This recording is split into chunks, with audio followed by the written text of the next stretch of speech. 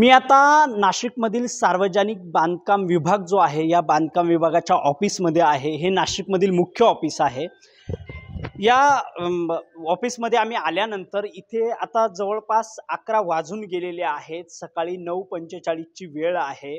आपण इथे बघतोय फक्त शिपाई बसलेले आहेत, मात्र मधले जे काही ऑफिस आहे ते पूर्णपणे मोकळं आहे। या ठिकाणी अद्यापही कोणी आलेलं नाहीये। म्हणजे आपण बघू शकतो की अधिकाऱ्यांचा किती भोंगळ कारभार आहे। आपण इथे सगळं बघतोय की हे सर्व जे टेबल आहेत ते रिकामे आहेत। या ठिकाणी अजून एकही अधिकारी आलेला नाहीये, फक्त शिपाई आलेला आहे। ही जी कॅबिन आहे ही उपविभागीय अधिकारी सार्वजनिक बांधकाम विभाग कळवण कॅम्प नाशिक यांचं कार्यालय आहे। आपण या ठिकाणी बघू शकता की ही अद्याप खुर्ची या ठिकाणी मोकळी आहे। इथं कोणी अजून देखील आलेलं नाही। म्हणजे या अधिकाऱ्यांना वेळेचं किती भान आहे आपण बघतोय। पुन्हा इकडे एक कॅबिन आहे, ती देखील मी तुम्हाला दाखवतो की त्या कॅबिन मध्ये देखील अद्याप एकही इथे अधिकारी आलेला नाहीये। म्हणजे फक्त आणि फक्त स्वतःची कामं करायची, सरकारी कामकाजाला वेळ द्यायचा नाही असंच दिसून येतंय।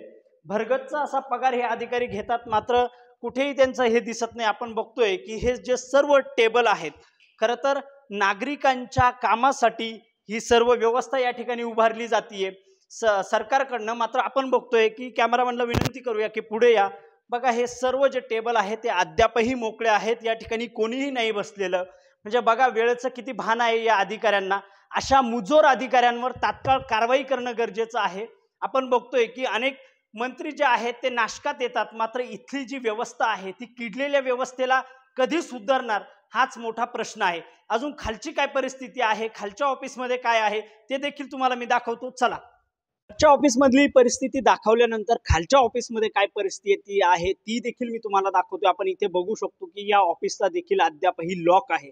पुढचं ऑफिस बघतोय आपण, पुढच्या या प्रकल्प शाखेला देखील लॉक आहे। अजून इथे एकही कर्मचारी दाखल झालेला नाहीये।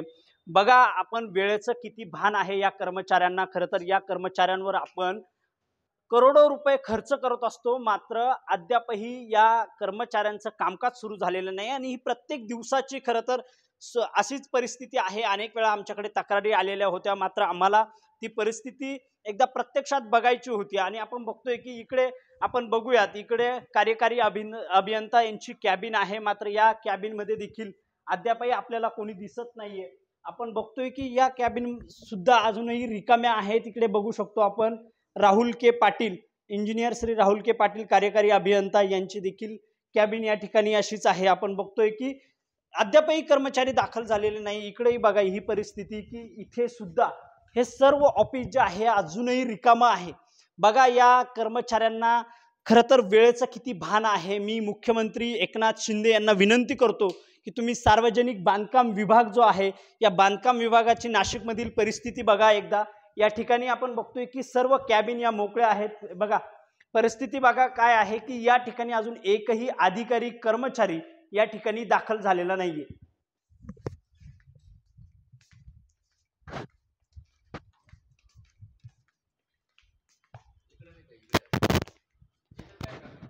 या ऑफिसमध्ये काय परिस्थिती आहे आपण एकदा बघूयात। खरं तर इकडे बघतोय आपण की एक कर्मचारी आपल्याला या ठिकाणी फक्त दिसतायत कामावर हजर झालेले। त्यांना विचारूयात की परिस्थिती काय आहे, नेमकं तुमचा टायमिंग किती आहे, कर्मचारी जी वेळ आहे तुमची कार्यालयीन वेळ किती आहे? 10ची वेळ आहे। आता वाजले किती? 11 वाजले, अजूनही कर्मचारी या ठिकाणी दाखल झालेले नाहीयेत। काय वाटतं तुम्हाला? मी माझ्या वेळेत हजर झालेला आहे। तुमचं काय नाव? तडवी म्हणून नाही, क्लार्क. नाही, पूर्ण नाव सांगा। युसुफ इस्माईल तडवी. आपण बघतोय की तडवी सर या ठिकाणी हजर झालेले आहेत। तुम्ही काय लवकर आले? नेमके तुमचे जे मित्र आहेत, तुमच्या ऑफिस मधील लोक आहेत ते अद्याप नाही, तुम्ही लवकर आले? माझी वेळेत आहे, मला माझ्या वेळेत यायलाच पाहिजे। पण काय वाटतं, आपण पगार घेतो, खरं तर शासनाचा इतका भरगच्च पगार घेतो आणि ही लोक अशी कामं करत नाहीत, लोकांच्या कसं काय कामं पूर्ण होतील, लोकांच्या समस्या कशा सोडवल्या जातील? ज्या टेबलचं काम आहे ते त्यांनाच विचारावं पाहिजे। आता माझे काम खरं तर हे प्रामाणिक कर्मचारी आहेत आणि त्यांचं मत आहे की माझं जे कामकाज आहे ते मी वेळेवर आलेलो आहे। आपण या ठिकाणी बघू शकतो की आपणास विनंती आहे की आस्थापना शाखेत जास्त वेळ बसू नये अशा अनेक सूचना लावलेल्या आहेत, मात्र या सूचनांचं अधिकारी किती पालन करतात आणि ते किती वेळेवर येतात हे दिसतंय या ठिकाणी. या ठिकाणी बघा, हे जे अभियंता आहेत त्यांची खुर्ची या ठिकाणी रिकामी आहे. फक्त आणि फक्त या संपूर्ण ऑफिसमध्ये, सार्वजनिक बांधकाम कार्यालयात फक्त आणि फक्त एक कर्मचारी तडवी सर जे आहेत ते या ठिकाणी दाखल झालेले आहेत. मात्र इतर एकही कर्मचारी अद्याप दाखल झालेला नाहीये. म्हणजे या कर्मचाऱ्यांना कामाविषयी काय वाटतं हाच मोठा प्रश्न आहे.